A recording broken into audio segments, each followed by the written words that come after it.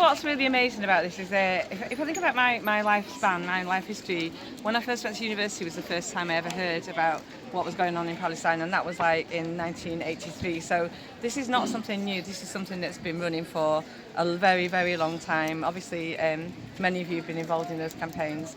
But what's really significant, I think, is that since October the 7th and the so-called this is when it began, we've seen just an escalation beyond anybody's imagination of the level of barbarity that I didn't ever think I would see in my lifetime. Things that, I mean, we've all seen things that you see on the television, things that you see on social media that you like, people being burned alive in tents, somebody in a wheelchair being burned alive, children being shredded, children hanging from buildings, children under rubble. I mean, the level of barbarity is absolutely indescribable. And I think in that context, I'm a teacher in Hackney, in that context, to think that your council, who you pay your council tax to, who are meant to be looking after the population, all the population of Hackney, could countenance spending money that people have paid to them on LBIT systems, on BAE systems, on the very weapons that are being sent then abroad to murder those children. To think that all those councillors who vote for that can countenance that our money is being spent in such a disgusting,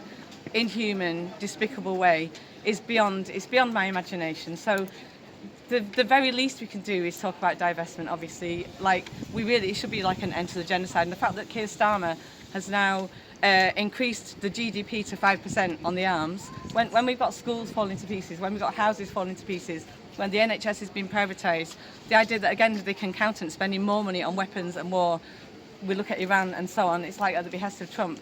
This is something that all of us as citizens of the UK should be absolutely opposed to, and we are.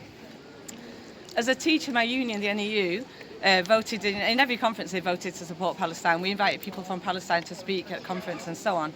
And we in Hackney voted to fight and campaign for divestment years ago, and we 100% are behind that. So my union is 100% behind the campaign. And when I've been talked about what the constituents of Hackney are saying, I know that Unison, another sister union of ours, did a poll of all its members because it's their members' pension money that's being spent on killing children. And overwhelmingly, something like 80% or 90% of people voted to divest. So the feeling of the workforce of Hackney is to divest. The feeling of the population, as Ahmed says, of Hackney is to divest.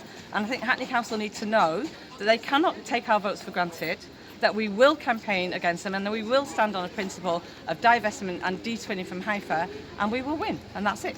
Yay! Well done. Woo.